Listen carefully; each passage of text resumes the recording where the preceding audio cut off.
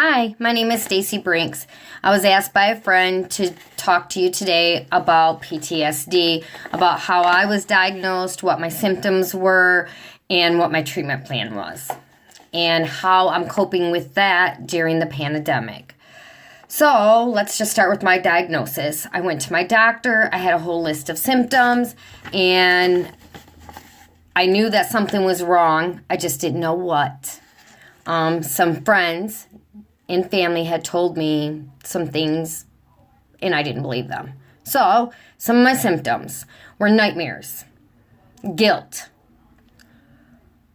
very poor memory, irritability, anger and rage, big one, self-destructive, horribly, lack of emotions, poor concentration, oh yeah. Mistrust, big one, didn't trust anybody. Isolation, did this for 10 or more years. I isolated and I avoided people like the plague. I did not want to be in front of anybody where they would notice that I was having all these issues. Excessive blame. I blamed myself every day in every way for everything. Disassociation, I did that too. Part of my treatment, and I absolutely was firm on it with my doctor. I want no medication. I want to go to counseling. I want to figure out what it is. I want to figure out how to deal with it. I want to figure out how to make me back to the way I was before. This stronger,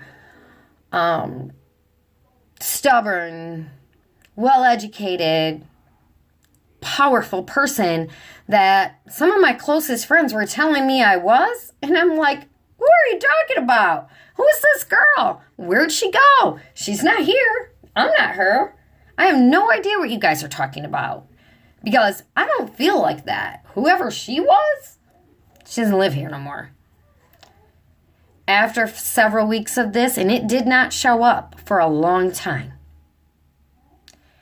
I was in an accident on July 3rd, a motorcycle accident. It left me with 3 brain bleeds. It crushed my clavicle, so this is all created with titanium. I got a nice pretty little scar from that. It damaged my thyroid, collapsed a lung, broke my pelvis in 3 places. I had not experienced PTSD yet because I got up, I went home after surgery, and I went back to work within 4 days. So a total of 11 days had lapsed. And here I was walking right back into work like the Energizer Bunny. My coworkers were like, girl, go sit your butt down. You do not need to be here.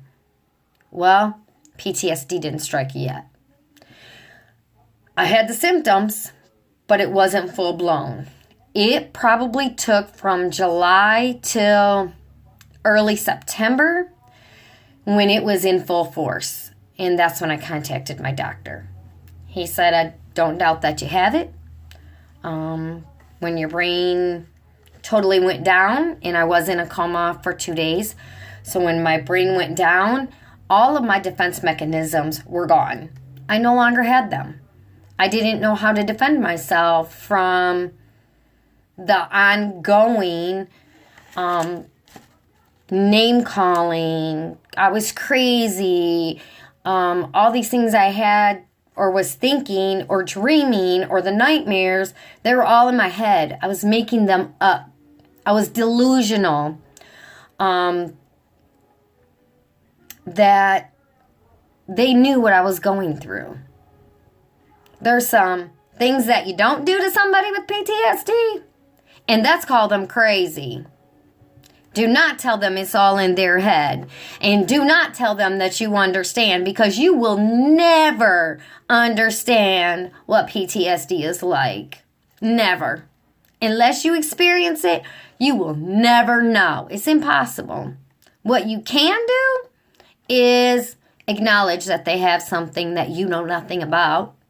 Listen. Love them through it. And accept their behavior and help them learn to identify their triggers. My triggers, I thought, were my accident, right? That's when it came out, when I was in this accident. No, So, prior to that, 3 times, my soon-to-be ex-husband illegally evicted, before we were married, illegally evicted me and my 4 children from his home. That caused a large amount of trauma. Post-traumatic stress disorder. It caused me a lot of trauma, and it caused me a lot of stress to keep me and my 4 children provided for, housing, and to make sure that he could not abuse us. He would make our lives a living freaking hell. And I was usually out within 2 to 3 days. And somehow, some way, I managed to find the funds to get me and my kids into another place. And it would take me sometimes up to a year to get reacclimated. And here he had come. Like a white knight. And you know what? It's my fault. I'm the one that allowed it. I'm the one that went back. So I take that responsibility. But what I won't take responsibility for is that he thought I was crazy. And after 10 years, 12 years, 15 years, he wanted to get married. And I did it. Dumb. Managing it through this pandemic is really difficult. Unfortunately, I am self-employed. Yes, I know, we're supposed to get unemployment. If that happens, it's like $169 a week. PUA, if that happens, and it hasn't as of today, that's like $600. So I'll be okay, but I'm going to be okay either way. Because that strong, independent, stubborn, self-reliant female that I said she wasn't here, that lady left. I don't know who they was talking about. She's back. I'm back. I moved out on my own. I filed for divorce on my own. While I was suffering with PTSD, I managed. So, taking away my financial stability, my housing is no longer secure. And I do have 2 foster care children in my home. And I'm managing just fine.